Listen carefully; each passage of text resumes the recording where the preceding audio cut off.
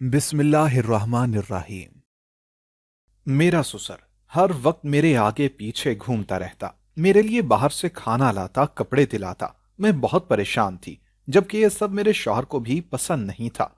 एक दिन शौहर ने गुस्से में चिल्लाते ससुर का दिलाया सारा सामान वापस करने का कहा, तो मैं चुपचाप सारा सामान उठाती सास ससुर के कमरे की जानिब बढ़ गई। जब अंदर से सास ससुर के लड़ने की आवाज सुनते ही रुक गई। मैं पलटने लगी कि अपना सुनकर दरवाजे से कान लगा लिए, और फिर ससुर के मुंह से अपने लिए जो अल्फाज सुने, वो सुनते ही मेरी जान निकल गई कि मेरा ससुर नहीं, बल्कि मेरा नाम इरहा है। मैं लाहौर की रहने वाली हूँ। मेरी तालीम 10वीं जमात तक है और मेरी उम्र 23 साल है। ये कुछ अरसा कबल की बात है, जब मैं एक बंगले में शिफ्ट हुई थी और वहां मुलाजमत किया करती थी। वो बंगला बहुत बड़ा और किसी रईस का था। घर में नौकरों के अलावा कोई नहीं होता था, क्योंकि मालिकान बाहर के मुल्क में रिहाइश पजीर थे। आज मैं सफाई के बाद अपने कमरे में आ गई थी। मुझे अनेक्सी में कमरा मिला था, जो बहुत मुख्तसर सा था। मैं उसी कमरे में रहती थी। मैं अंदर से दरवाजा लॉक किए खाना खा रही थी, जब अचानक अनेक्सी का दरवाजा खोल चौकीदार अंदर आया। मैंने फौरन खड़े होते दुपट्टा दुरुस्त किया और गुस्से से पूछा कि तुम अंदर कैसे आए हो। तो वो हंसता हुआ ढटाई से बोला, दरवाजे से। मेरे हाथ पैर फूल कर ठंडे होने लगे और मैं बुरी तरह से घबरा गई। लेकिन मैं कोई नौउम्र मासूम बच्ची न थी जो उसके इरादे न भांप पाती। अगले ही लम्हे मैंने उसे अंदर की जानिब धक्का दिया और बाहर दौड़ लगा दी। मैं तेजी से बाहर की जानिब भागने लगी। जब बाहर से अंदर आते दूसरे मुलाजिम ने हैरत से मुझे देखा, फिर रोकने लगा, पर मैं बाहर भाग गई। कुछ देर भागी तो उस चौकीदार के पीछे भागने की आवाज आई। मैंने अपनी रफ्तार मजीद बढ़ा दी और अपनी भागने की समत तब्दील कर ली। मैं नंगे पांव घर से भागी थी। इसके बावजूद इतनी तेज भागी थी कि बहुत दूर निकल आई थी। यह रास्ता भी बहुत सुनसान था, लेकिन अब मजीद भागने की मुझ में हिम्मत न थी, क्योंकि नंगे पांव भागने की वजह से पांव में कई कांटे और पत्थर चुभे थे। एक जगह बैठकर मैं अपने पांव से नोकीली चीजें निकालने लगी। मेरे हाथ पांव हल्के हल्के कांप रहे थे। तकलीफ से सख्ती से होंठ दांतों तले दबा रखे थे। मुझे इस कदर रोना आ रहा था अपनी किस्मत पर कि आंसू भी लहू बनने लगे थे।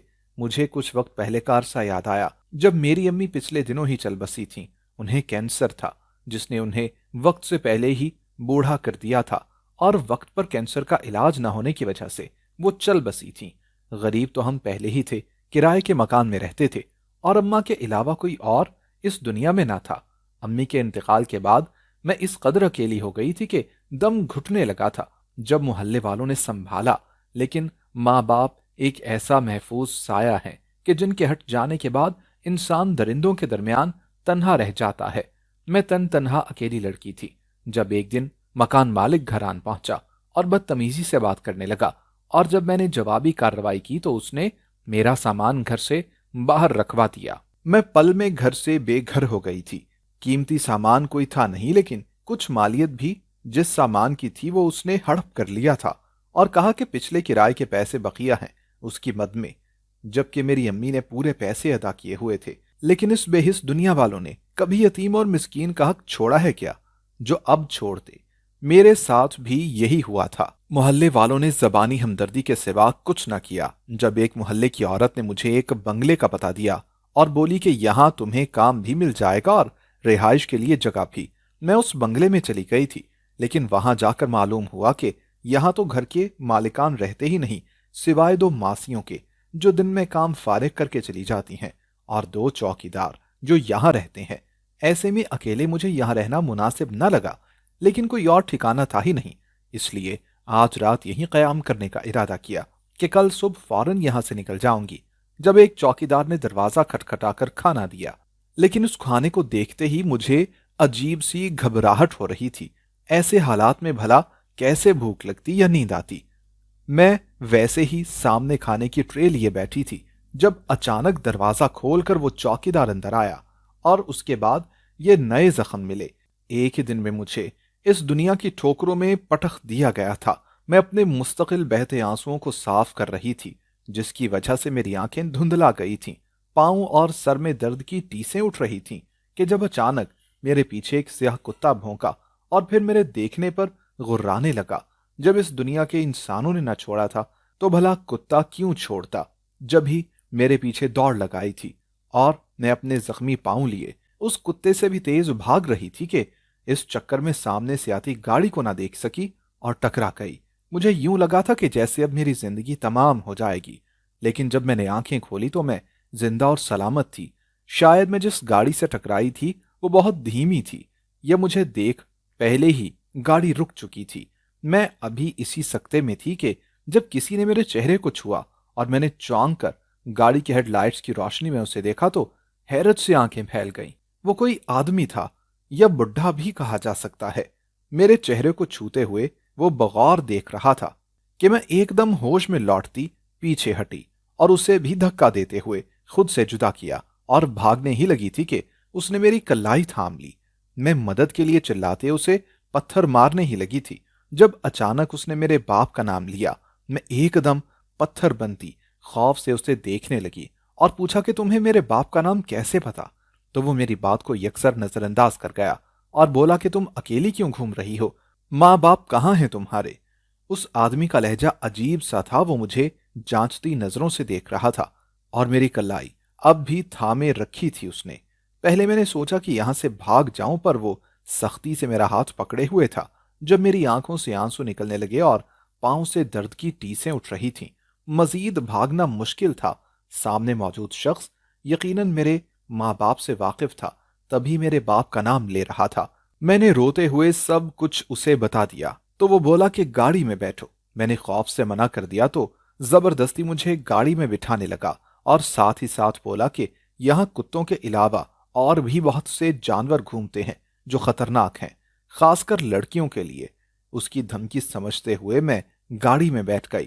گاڑی الگ الگ راستوں پر رواں دواں تھی اور میرا دل بری طرح سے دھڑک رہا تھا جب ایک ہسپتال کے سامنے گاڑی رکی اور وہ مجھے اپنے ساتھ اندر لے گیا۔ میرے پاؤں کی مرہم پٹی کروائی اور میرا سر جو تھکن اور کھانے کی کمی سے غشی کھا گیا تھا اسے وہیں ڈرپ لگوائی۔ اگلی صبح وہ مجھے اپنے ساتھ کہیں لے جانے لگے۔ اتنا تو مجھے بھی سمجھ آ گیا تھا کہ وہ انسان برا نہیں، اگر ہوتا تو اب تک بہت کچھ برا کر چکا ہوتا۔ اس نے مجھے چپل کی دکان سے ایک چپل دلائی اور آدھے راستے میں گاڑی روکتے ہوئے بولا کہ تمہارا کچھ سامان وغیرہ نہیں ہے؟ بڑا سارا سامان مالک مکان نے ہڑپ کر لیا، باقی ضرورت کی چیزیں کپڑے وغیرہ جو تھے وہ بنگلے میں رہ گئے، یہ بتا دیا۔ میری بات پر وہ کچھ دیر خاموش رہے اور پھر جب بولے تو پیروں تلے سے زمین کھینچ گئے۔ وہ بولے کہ میں تمہاری ہر ضرورت کا خیال رکھوں گا، تمہارا خرچہ بھی اٹھاؤں گا، رہنے کو گھر، عزت اور تحفظ بھی ملے گا، لیکن ایک شرط پر کہ تمہیں میرے ساتھ میرے گھر پر رہنا ہوگا۔ ان کی بات سنتے ہی میں پتھر ہو گئی تھی۔ میں خوف سے انہیں دیکھنے لگی جب وہ واپس بولے، میرے بیٹے کی بیوی بن کر میں تمہارا نکاح اپنے بیٹے سے کراؤں گا۔ ان کا یہ کہنا تھا کہ میرے لیے سانس لینا بھی مشکل ہو گیا تھا، لیکن سچ تو یہ تھا کہ میں ڈر گئی تھی۔ اب جب مجھے ایک ساتھ تحفظ، چھت، سب کچھ مہیا ہو رہا تھا تو چھوڑنا بے وقوفی تھی، پر ایک انجان انسان در بدر بھٹکتی لوگوں سے اپنی عزت بچانے کے لیے بھاگتی لڑکی سے کیوں شادی کروانا چاہتا تھا؟ اپنے بیٹے کی۔ یقیناً اس میں کچھ عجیب تھا یا پھر وہ معذور تھا۔ میں نے فیصلہ کر لیا کہ مجھے یہ ساری چیزیں چاہیے۔ اگر ایک معذور مجھے یہ سب دے سکتا ہے تو مجھے کوئی اعتراض نہیں تھا۔ میں نے ہاں کی تو میں نے بغور دیکھا کہ اس آدمی کی آنکھوں میں ایک چمک ابھری تھی۔ پھر وہ مجھے اپنے ساتھ اپنے گھر لے گئے۔ ان کی بیوی کافی پرکشش اور حسین تھی، مجھے دیکھتے ہی حیران رہ گئی۔ ان کی بیوی میرے متعلق پوچھنے لگی جب وہ مجھے خاموشی سے ایک کمرے میں بٹھا کر دروازہ بند کر کے چلے گئے۔ اس کے بعد باہر سے ان کی بیوی کی چیخنے کی آواز بھی آئی، ساتھ ایک دوسری مردانہ آواز، لیکن وہ لوگ بات کیا کر رہے ہیں یہ سمجھ نہیں آ رہا تھا۔ جب مجھے اس کمرے میں بیٹھے مستقل 2 گھنٹے گزر گئے، تب وہ اپنے ساتھ ایک مولوی کو لیے کمرے میں داخل ہوئے اور میرا نکاح پڑھوا دیا۔ میرے شوہر کا نام خلیل برہان تھا، مطلب جس شخص کے ساتھ میں تھی کل رات سے، اور اب جو میرے سسر کے مرتبے پر فائز تھے ان کا نام برہان تھا۔ میں یاد کرنے لگی کہ شاید کبھی میری ماں نے ایسا کوئی نام لیا ہو، پر مجھے کچھ بھی یاد نہ آیا۔ نکاح کے بعد وہ اکیلے کمرے میں آئے اور مجھے کچھ باتیں سمجھانے لگے اور بولنے لگے کہ تم اپنے باپ کا نام ایوب بتانا۔ میں حیران ہو گئی کیونکہ میرے باپ کا نام تو صادق تھا، اور اگر نکاح نامے میں صادق نام نہیں لیا تو نکاح کیسے ممکن ہے؟ تو میری مشکل آسان کرتے ہوئے انہوں نے بتایا کہ نکاح نامے میں صادق نام ہی لیا گیا ہے۔ لیکن نکاح کے لیے کوئی راضی نہیں تھا، نہ ہی کسی کو دلچسپی تھی۔ اس لیے تمہارے باپ کے نام پر کسی نے غور نہیں کیا۔ تم اپنے باپ کا نام ایوب بتانا اور ماں کا جو مرضی پر فرضی نام۔ تمہارے ماں باپ میرے بہت اچھے دوست تھے، پر حادثے میں چل بسے کچھ دن قبل۔ سو تمہارا کوئی والی وارث نہیں تھا، اس لیے تم باپ کی وصیت کے مطابق میرے پاس آ گئی۔ میں نے ان کی سکھائی کہانی رٹ لی۔ اس کے بعد جب میں کمرے سے باہر نکلنے لگی تو میری ساس مجھے عجیب سی نظروں سے گھورنے لگی تھی، اور میں نے ان سے سلام کیا تو انہوں نے بے ساختہ مجھ سے میرے ماں باپ کا نام پوچھا، جیسے مجھے پہچاننے کی کوشش کر رہی ہو۔ تو میں نے انہیں ثاقب بتایا، کیونکہ وہ صادق سے ملتا ہوا نام تھا۔ تو اگر ان کے کان میں میرے باپ کا نام پڑا بھی ہو تو شک نہ ہو، دوسرا نام سن کر وہ کڑے تیوریوں سے مجھے گھور کر کمرے میں چلی گئیں۔ میرے سسر نے مجھے شوہر کے کمرے میں بھیج دیا تھا۔ کمرے میں داخل ہوئی تو کمرہ بڑا اور خوبصورت تھا، پر خالی تھا۔ میں حیران تھی کہ سڑک سے اچانک محل جیسے گھر میں آخر کیسے آ گئی ہوں۔ اچانک قسمت مجھ پر اتنی مہربان کیسے ہو گئی تھی۔ رات میں جلدی سو گئی، کیونکہ پچھلی رات کی بھی تھکن تھی۔ میں بستر کی ایک طرف سو گئی۔ رات بہت پرسکون اور گہری نیند سوئی، کیونکہ اب میرے پاس محافظ تھا۔ جب صبح میری آنکھ کھلی تو میری نظر کمرے کے شیشے پر پڑی، اور سامنے کا منظر دیکھ کر میں ساکت ہو گئی۔ میرا شوہر شیشے کے سامنے کھڑا اپنے بال بنا رہا تھا۔ میں اسے دیکھتے شدید حیران تھی، کیونکہ وہ ایک مکمل ہینڈسم اور جاذب نظر انسان تھا۔ نہ ہی وہ معذور تھا، نہ ہی اس کے اندر کوئی کمی تھی۔ میں حیرت سے اسے تک رہی تھی جب وہ مجھے دیکھتے ہوئے بھی نظر انداز کر گیا۔ میں سمجھ گئی کہ شادی اس کی پسند کی نہیں۔ مجھ سے گھر میں صرف میرے سسر نے بات کی۔ وہ مجھ سے میری پسند ناپسند سب پوچھتے۔ دن تیزی سے گزرنے لگے۔ میری ساس میرے ساتھ جتنی زیادہ سخت تھی، میرے سسر میرے ساتھ اتنے ہی زیادہ نرم اور اچھے تھے۔ میرا شوہر بھی اب میری خدمت سے متاثر ہوتا صحیح سے بات کرنے لگا تھا اور بیوی قبول کر چکا تھا۔ میرے شوہر نے مجھے بتایا کہ وہ پہلے سمجھا تھا کہ میرے سسر مجھے سڑک سے اٹھا کر لائے ہیں، اس لیے وہ کسی سڑک دربدر لوگوں کی نظروں میں آئی لڑکی کو اپنی بیوی تسلیم نہیں کر سکتا تھا۔ لیکن اب انہیں احساس ہوا تھا کہ میں بہت شریف ہوں، تو قبول کر لیا۔ جبکہ ان کی باتیں سن کر میری سانس اٹک گئی تھی، کیونکہ میں تھی تو سڑک پر پھرتی ایک دربدر لڑکی ہی۔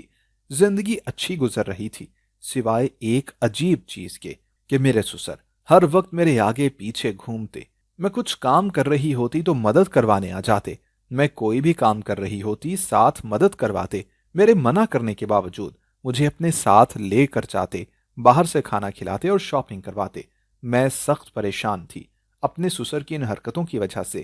ان کے احسانات تھے مجھ پر، لیکن ان کی یہ حرکتیں مجھے کچھ عجیب لگتی تھیں اور بے وجہ اپنے شوہر اور اپنی ساس کے سامنے شرمندہ کرتی تھیں۔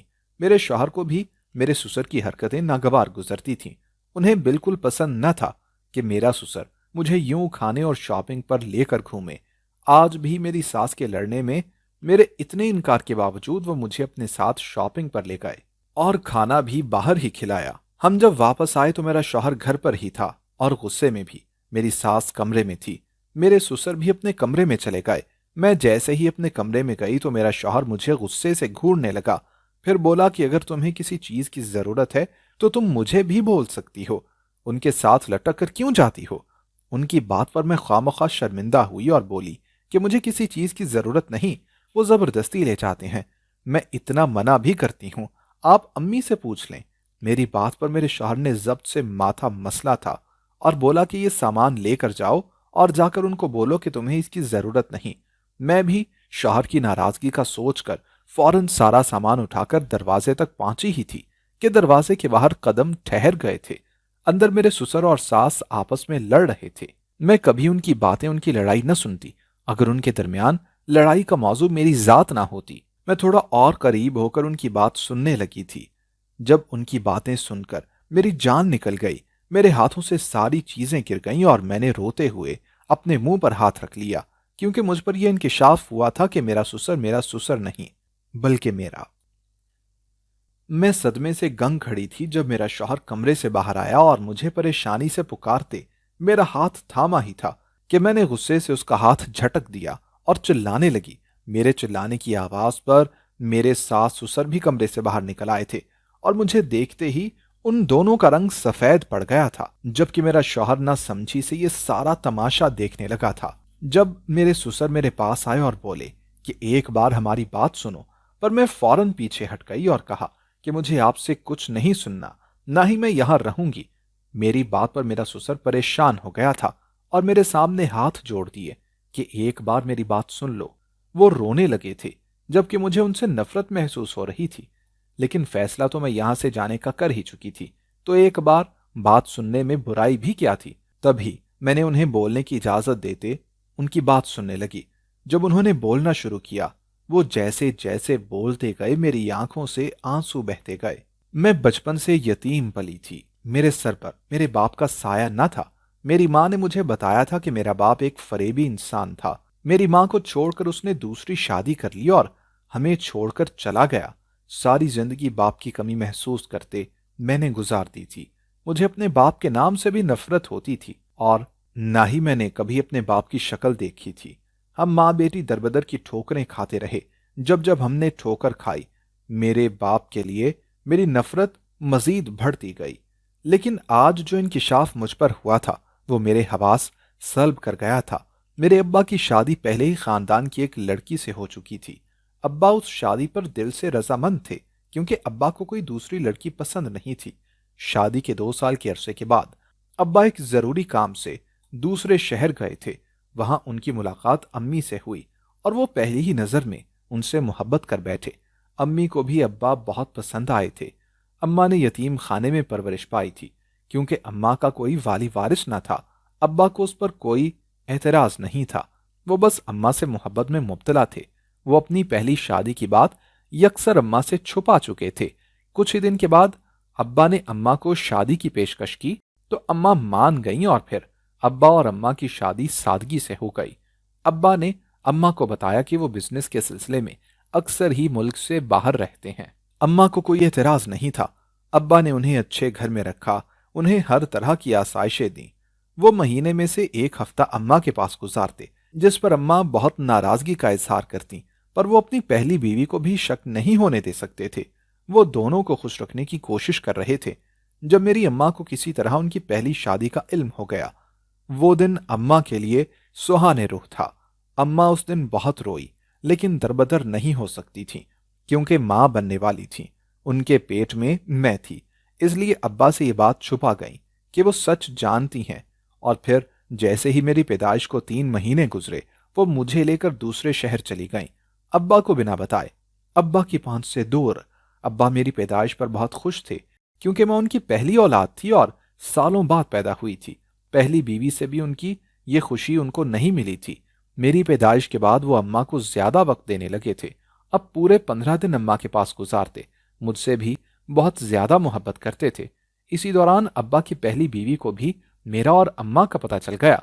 उन्होंने अब्बा से बहुत लड़ाई की और फिर तलाक का मुतालबा किया, या फिर ये शर्त रखी कि मेरी अम्मा मुझे यानी अब्बा की बेटी को उनकी झोली में डाल दें। अब्बा ये बात अम्मा से करना ही चाहते थे। जब पता चला कि अम्मा तो सब छोड़ छाड़ कर भाग गई हैं, फिर अब्बा ने अम्मा को हर जगह ढूंढा। अम्मा का कोई रिश्तेदार और दोस्त भी ना था जहां अम्मा जा सकती। इसलिए सालों अम्मा को तलाशता रहा, पर अम्मा ना मिली। लेकिन मैं शक्लो सूरत में हूबहू अपनी माँ जैसी थी।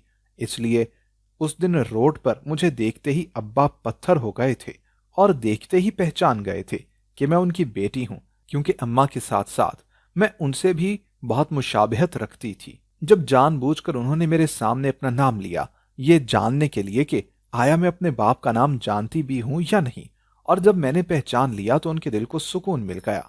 वो मुझे खोना नहीं चाहते थे, इसलिए मेरी शादी अपने बेटे से करवाई, जिसको उनकी पहली बीवी ने अपनी बहन से गोद लिया था। बे औलादी के बायस वो हर वक्त हर लम्हा मेरे साथ गुजारना चाहते थे।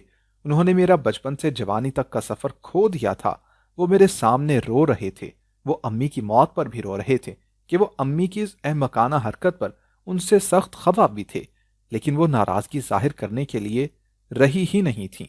अब्बा की बातें सुनने के बाद मेरा दिल खून के आंसू रोने लगा।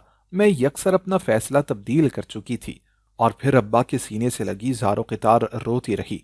बचपन से दिल में भरी नफरत एक लम्हे में सारी की सारी आंसुओं में धुल गई थी।